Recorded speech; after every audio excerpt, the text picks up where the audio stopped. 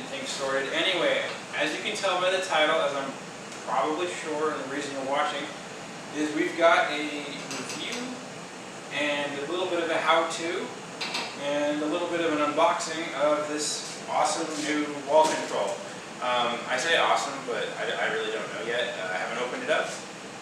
Okay, that's a lie. I took a quick peek. It looks amazing, but I haven't tried it out, so we'll have to see and withhold judgment on how good it is until we get it on the wall. But it looks really good in the box, so let's get everything open and I guess proceed with getting it installed.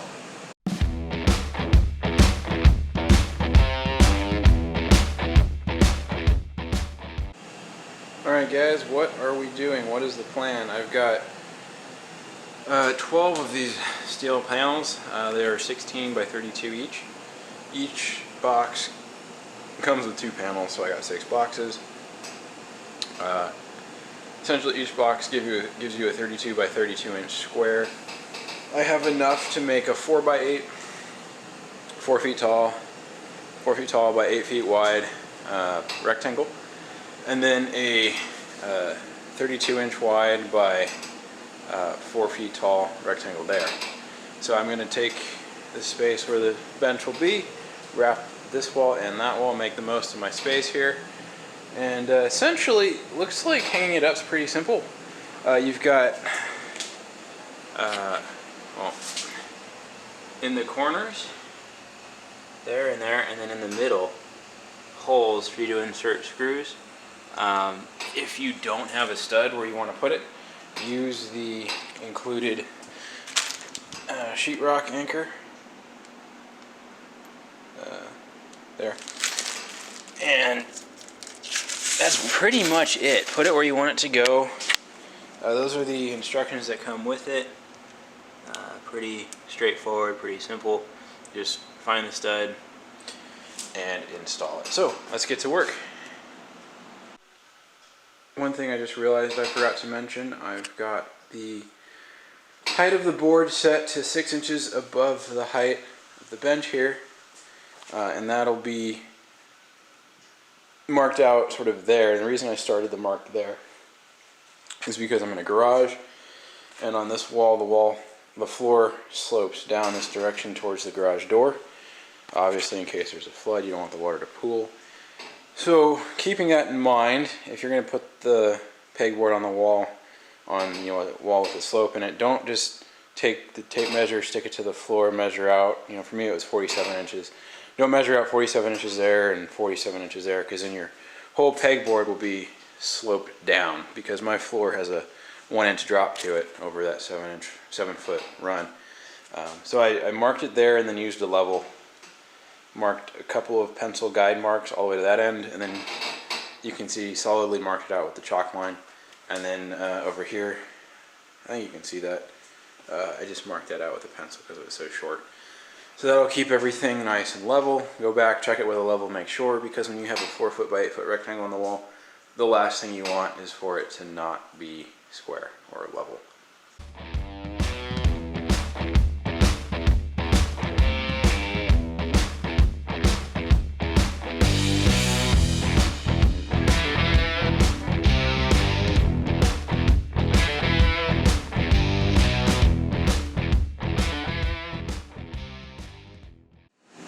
Alright, so you can probably tell based on how long that little time-lapse shot took, it's actually a bit more involved than you might think. Because there are only 6 pre-drilled holes you can attach this to your wall in, most of the time you're going to be using the sheetrock screws, or the sheetrock anchors, just because this is 16 inches wide. If your studs are anything other than that, or if you start sort of off-center, they're all going to be off-center. So the studs, the sheetrock anchors seem to be pretty good in terms of amount that they'll hold. If I come up to this and pull down on it, I'm putting probably 50 pounds there and nothing's really happening. So that's fine. I'm not worried about tools coming down or the whole thing coming down. The sheetrock anchors themselves, I'll just let's see if this can focus. I'll put it down here. the sheetrock anchors themselves, there we go, they're not that strong. They're just kind of a plastic. If you hammer them in, that sometimes they will get bent.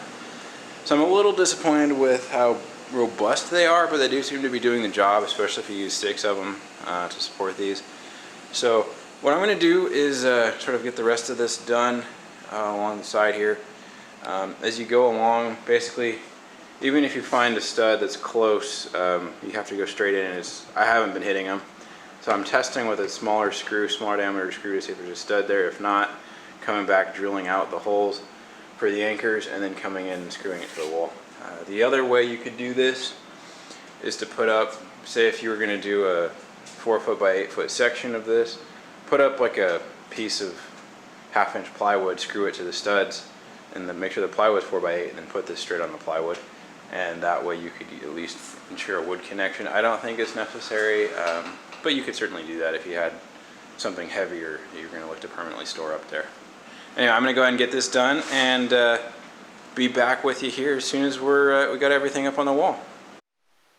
Alright guys, we have the 12 panels up and in place. I will say this one up here was especially difficult, and I'll get to the reason why in a second. The one thing that disappointed me with these panels when I was putting them up, which is also the reason why that was so hard, is that it says, you know, when you order it 16 by 32, this measurement is actually a little under, which was good for me. It gave me a little bit of space here, but the 32 measurement top to bottom, it's 32 if you just go sort of like from this edge, but it's folded over. The steel folds over, and I'll show you on the bottom. It folds this way, and as it folds, it adds a good 1/8 of an inch. So when you go to put them together on top here, one thing you should know is that if you line this up so that it's exactly in the middle, you're going to have overlap. So when I've got 2 lined up, you know, that one and this one, it pushes it out almost a 1/4 inch. So don't do the thing that I did, make the mistake that I did, and put this one on first, lining it up with this edge, because I didn't have any room over here to mount this one. So I had to take that one out, put a couple more holes in, about a 1/4 inch to the left for all 6 of those holes, which is annoying. That was my only sort of disappointment putting these in. I don't know how they'll wear. I will say for steel pegboard, this struck me as a little flimsy. For as flimsy as it is, it almost feels like a metal version of regular pegboard. I kind of thought this would be a little bit less wobbly. But I'm sure that won't at all impact the function of this thing. I'm sure it'll look great when I have all my tools up there. But those are just first impressions. So the reason this was so difficult is because this was a little wider than expected by about 1/8 of an inch.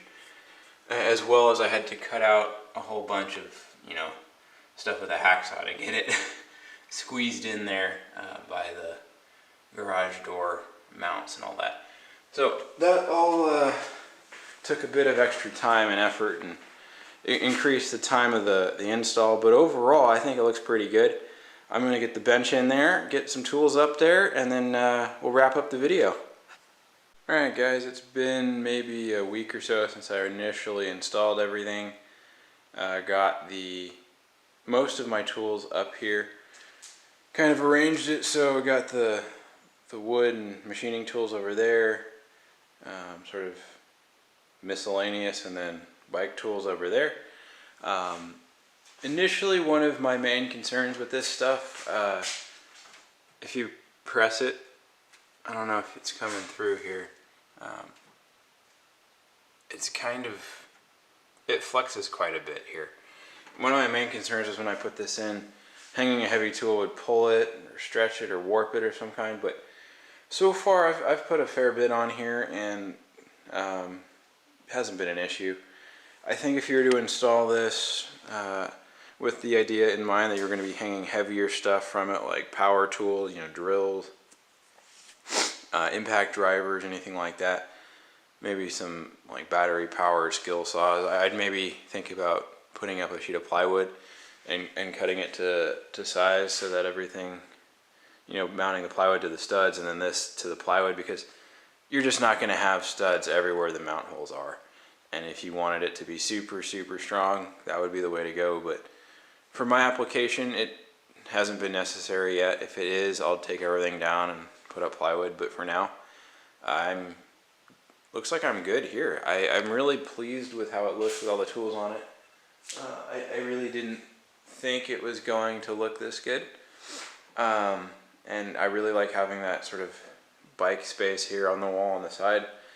I thought about adding it to this side on the shelving, but opted not to. I think I'm going to be hanging, you know, more clamps from here as I get more clamps, as I start to do more and more wood projects for the house and such. So that pretty much wraps up the wall control review. I think I'll finish up by giving a quick pro-con. Pros are, it looks really nice. It's definitely stronger than the sort of cardboard type MDF stuff. You know, those cheaper pegboards you can get at the big box stores. And other than that, I really don't see a whole lot of benefit other than just the cheaper, over the cheaper stuff. The cons here are that the mounting holes are kind of limiting. You have 6 pre-drilled holes that you need to mount with. The other cons are these holes are a bit larger than I'd say your traditional pegboard.